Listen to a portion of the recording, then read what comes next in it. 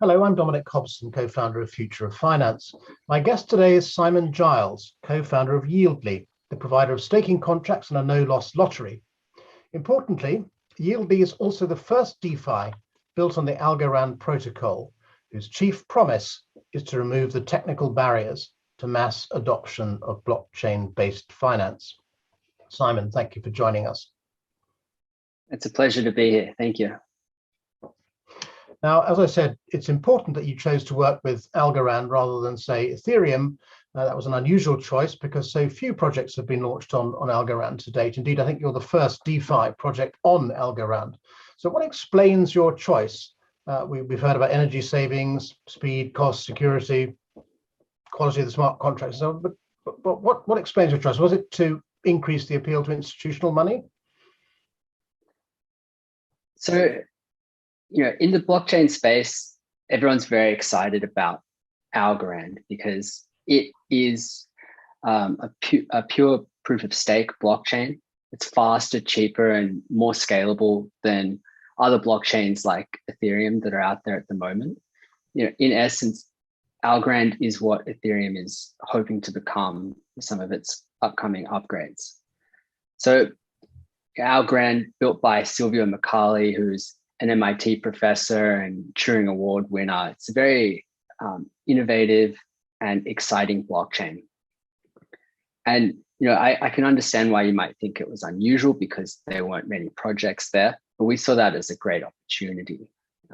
It is a blockchain that is slightly more difficult to write smart contracts for. It's getting a lot easier, but when we first started, it was a little bit more difficult, and that just scared off a few people. But that community is growing now, and we're quite lucky that we were the first to get in there and to start building those smart contracts. And of course, all those other things that you mentioned, it is the greenest blockchain out there. It has great investors and institutional money tied up in that blockchain. So yeah, there was a great opportunity there for us, and we were really excited to accept the challenge of building on Algorand. Can I tease out a little bit more about how Algorand solves the problems of speed and cost while remaining decentralized? Because other institutional quality blockchain protocols, so-called enterprise blockchain like Corda and Hyperledger, they solve the problem of cost and speed by really jettisoning the key feature of a blockchain, which is being decentralized. How does Algorand get around that problem exactly? Well, it's, Micali came up with a very, very interesting approach that solved the trilemma of being secure, scalable, and decentralized. It is a proof of stake, which means that as opposed to things like Bitcoin, which are proof of work. So it means that basically those who are holding Algo, the main currency of Algorand, have a say in what gets written to the ledger. And it gets very complicated, probably more so than I'm willing to go into right now. But it does solve a lot of problems, and it solves that trilemma in particular. Does that proof of stake approach create another problem, which is being open to manipulation by bad actors, as we call them?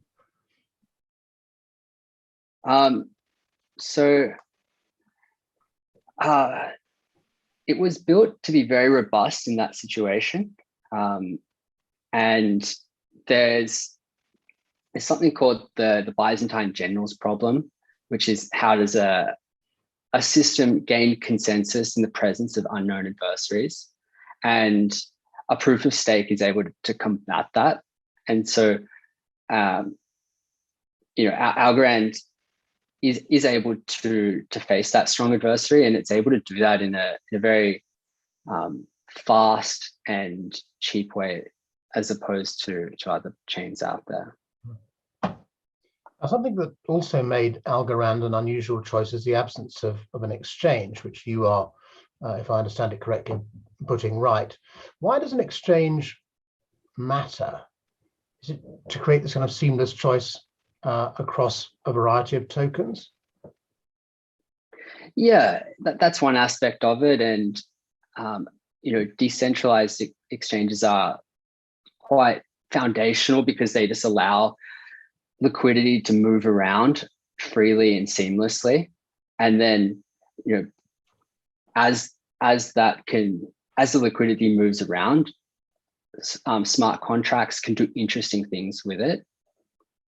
And, that just allows projects to innovate in ways that aren't possible in traditional finance.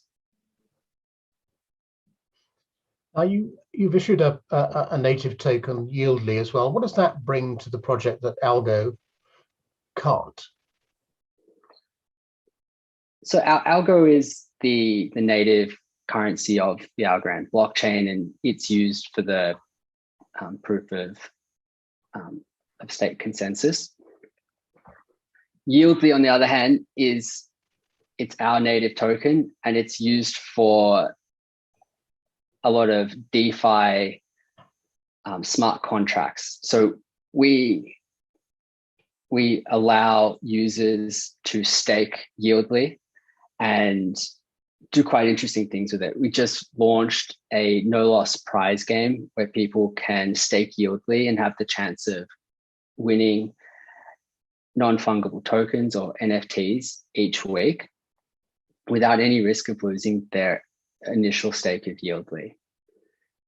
This is just one area of innovation, but being a DeFi project on Algorand with a DeFi token, it allows us to explore all kinds of different things in the space.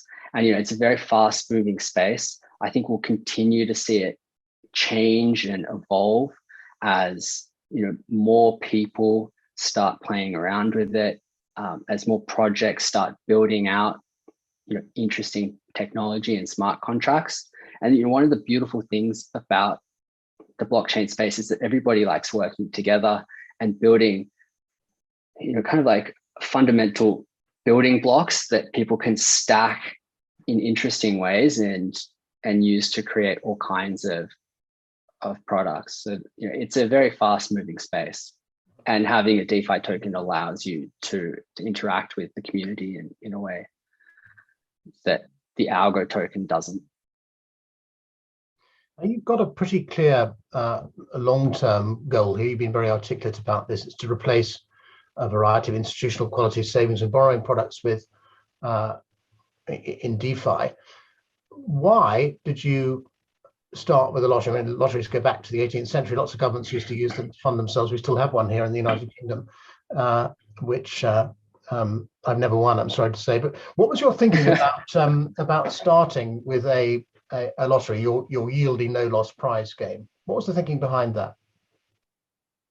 Yes, we had to start somewhere. We had a really big vision for where we wanted to get to, and we knew that it wasn't going to happen overnight. It was going to require a series of fundamental smart contracts that we could piece together to get there. And so we had to decide on which piece we were going to bite off first. And I come from a background in UX and gaming. I was running a gaming company before where we were building hyper casual mobile games, and it's a space that I'm really fascinated by. I think when you gamify something, particularly like finance, it can make people take a stronger interest to it and want to understand and learn about it. It can develop positive habits.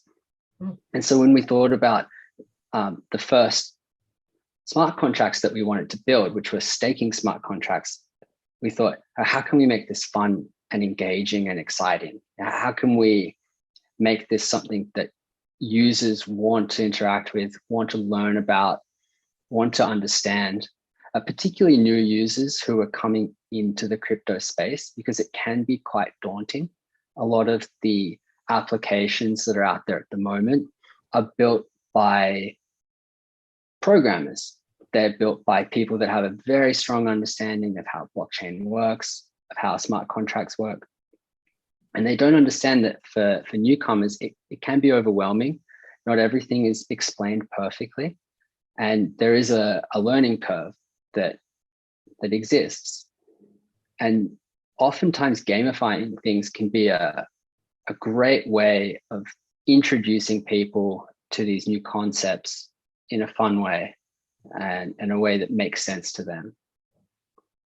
So we started there, and then we just kept building upon it. I'm glad you brought up the question of gamifying things, because I read some stats the other day. There are hundreds of millions of gamers around the world, both men and women, all age groups. So it's actually a vast global community. Is that a kind of audience that your products in particular is aimed at satisfying, because you've designed these products in a way which is bound to appeal to their experience and way of thinking? Yeah, absolutely. I think gaming offers a very rich experience. They're intuitive and fun, and I think people have a tendency to, particularly younger generations and gaming generations, they have a tendency to gravitate towards products that offer that, and so yeah, we see a huge overlap in esports markets and crypto markets. They're young digital natives who are interested in figuring things out and doing it quickly as well. They can get involved in a new application and figure it out pretty quickly, which is exciting. Can I go back to the proof of stake model? And in relation to the yielding no loss prize game in particular, how do you identify the stakeholders who will have the votes, I suppose, and secondly, the winners of the lottery? How do you do those two things?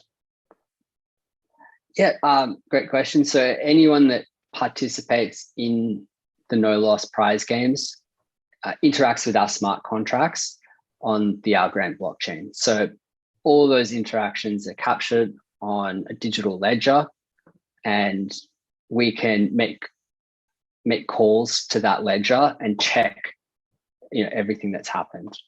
And so that it's very finite, it's very absolute who has participated.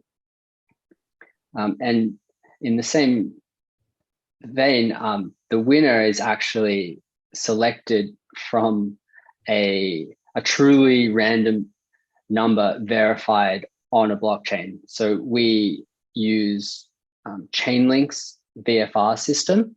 It creates a random number, and our systems connect that up to someone who has participated in the prize game.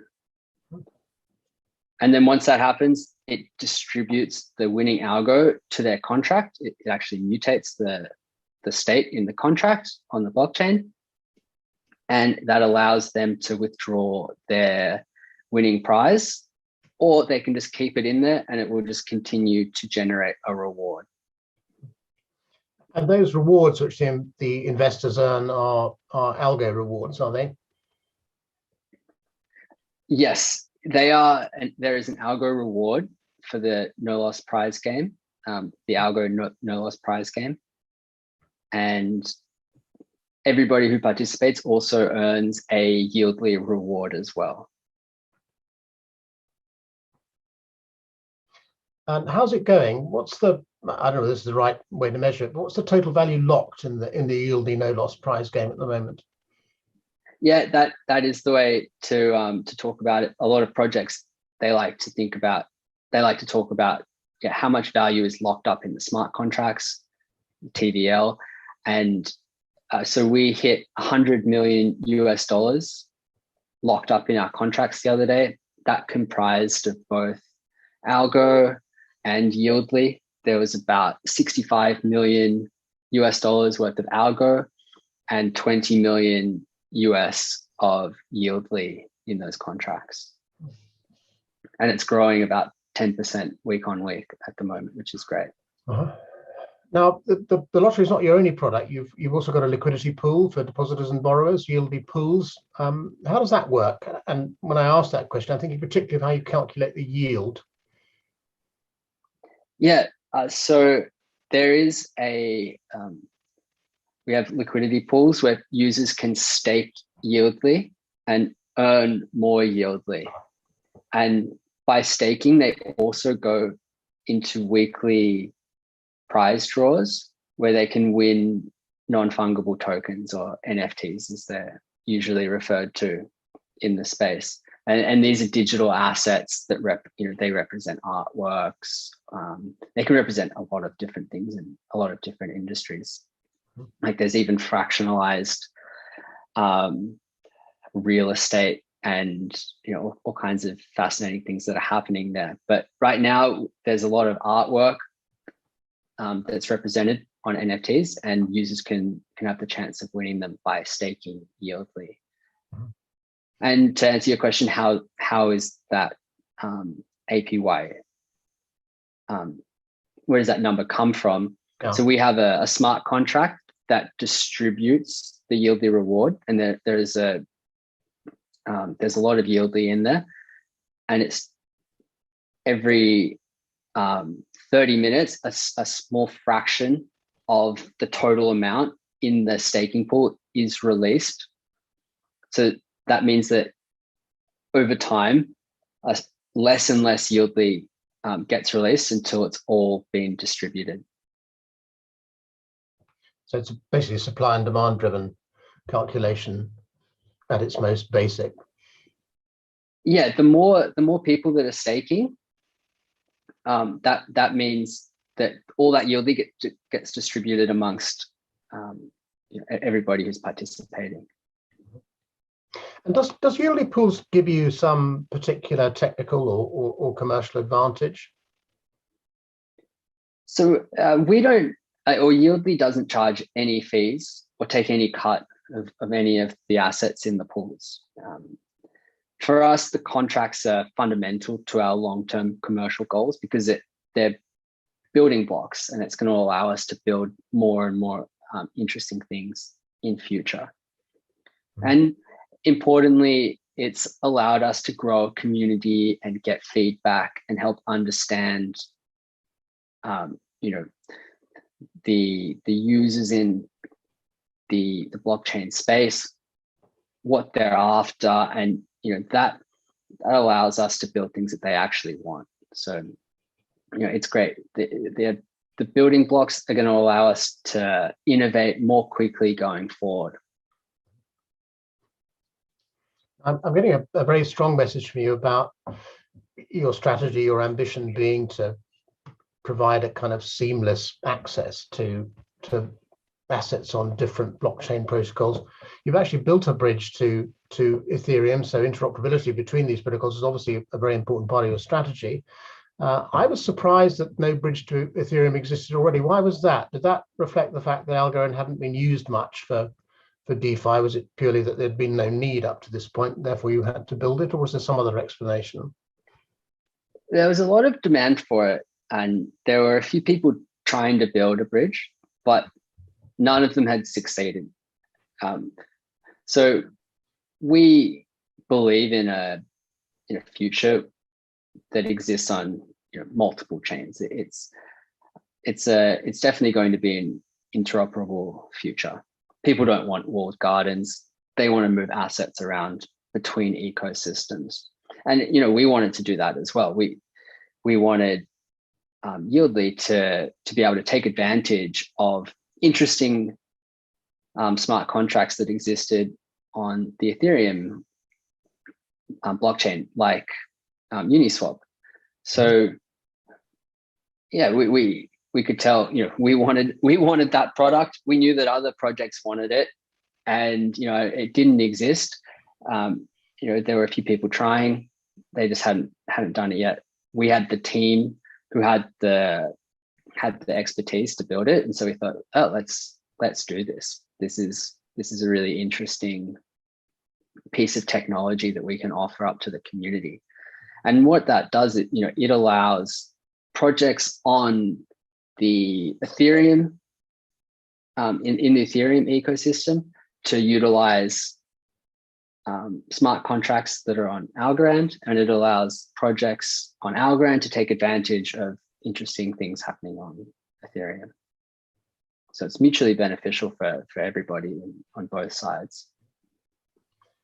Now, people coming at this from a conventional old world commercial mindset do, of course, want walled gardens. They want to own things. It's counterintuitive to them to think that you, as Yieldy, might want to access smart contracts on Ethereum, and people on Ethereum might want to access smart contracts on Algorand. Is that the long-term commercial advantage to you? Is that actually this market just grows much faster and gets much bigger if you create this seamless interoperability between different blockchain networks? I'm really asking you what the long-term commercial strategy here is. You think you'll have a much bigger business if you go down that path as opposed to trying to create a walled garden. Is that right?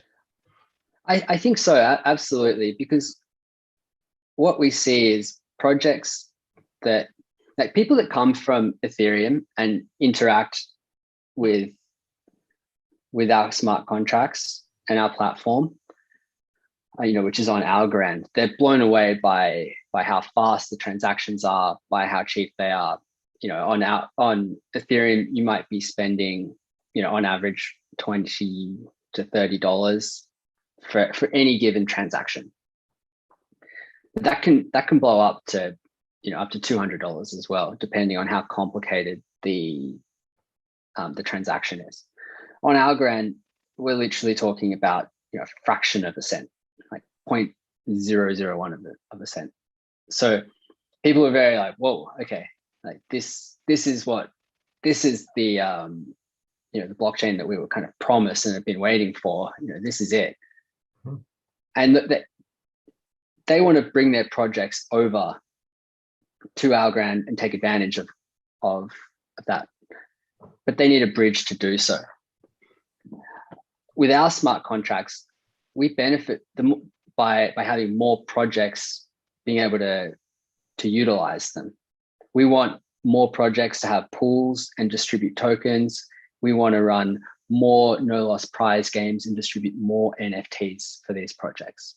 That's our goal. We're building fundamental pieces of infrastructure that enable other projects to do interesting things.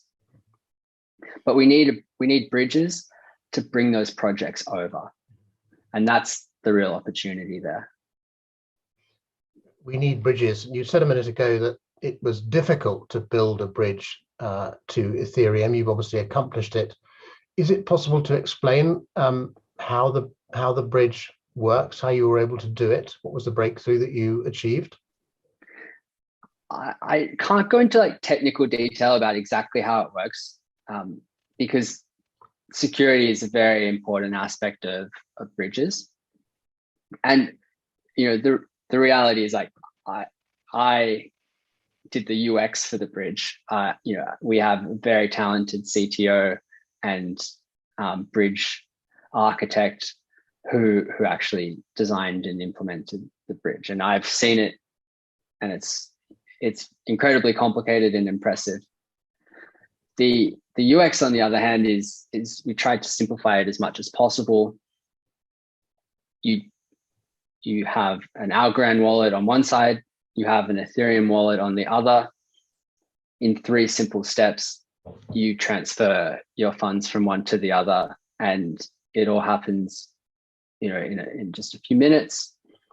And that's something that we're going to speed up over time as well. So, for comparison, bridges on other chains can take, in some cases up to a day to move assets across, which is very frustrating for those who are just sitting there waiting, wondering what's going on. Uh-huh.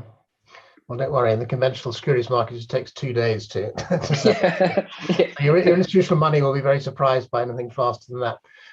As you say, you want more bridges. I presume you're planning to build other bridges to other blockchain protocols, networks. Is that right?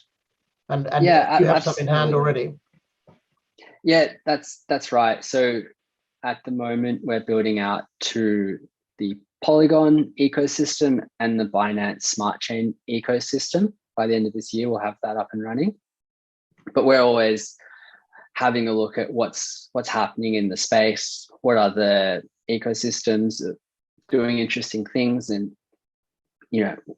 where projects are could benefit from moving to Algorand. There are a lot of interesting things happening in a lot of places. So there's tons of opportunity, and the bridge will definitely be, we built it in a way that it could expand quickly and easily, and we will take advantage of that going forward. And looking at this from a long-term strategic point of view, one of the oddities about the way blockchain is developed is that these cryptocurrency exchanges, sort of centralized entities, if you like, emerged as the place where people could move between different cryptocurrencies, different tokens.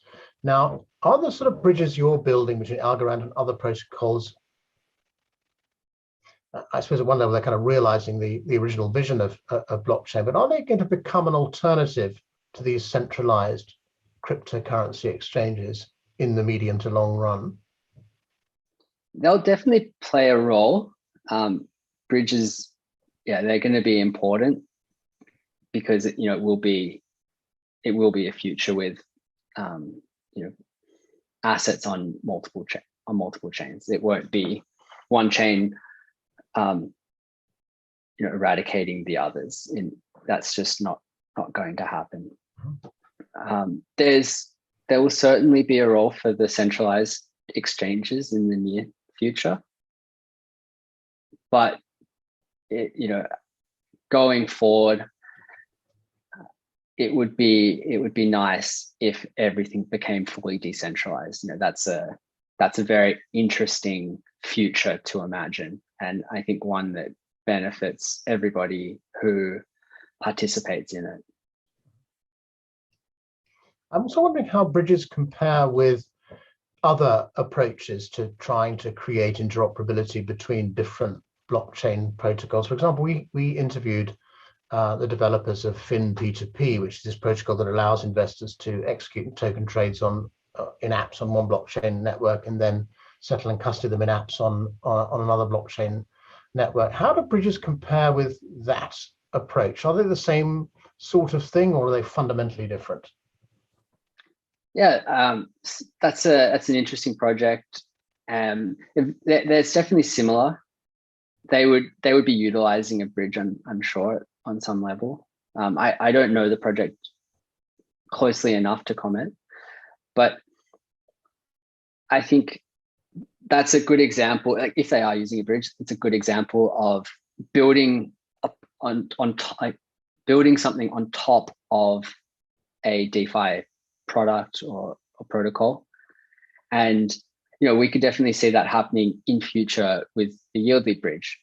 People can utilize it and build apps on top of it that can interact with smart contracts on all the different chains, and abstracting all that complexity away so that for the user, it's just one or two simple interactions, and behind the scenes, assets are just moving across chains, seeking out economies of scale and yield in interesting areas, or fully automated, fully decentralized. And I think that's an interesting future, and we'll definitely see that happening.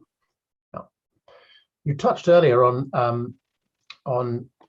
tokenized, fractionalized real estate, NFTs, works of art, and so now you've got this Algorand standard asset. I don't know whether you call it ASA or ASA, or but if I understand it correctly, it allows any asset to be tokenized to the Algorand blockchain network.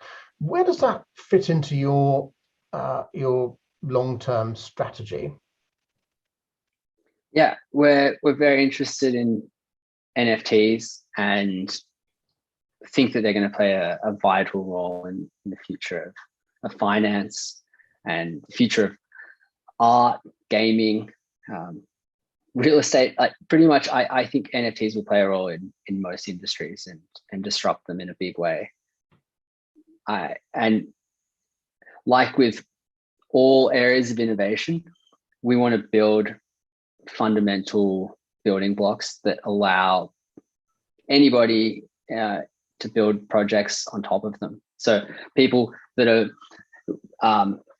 artists that are creating NFTs at the moment, we now have a way for them to distribute those NFTs in a fair, fun, and interesting way using our no loss prize games. But this is just the first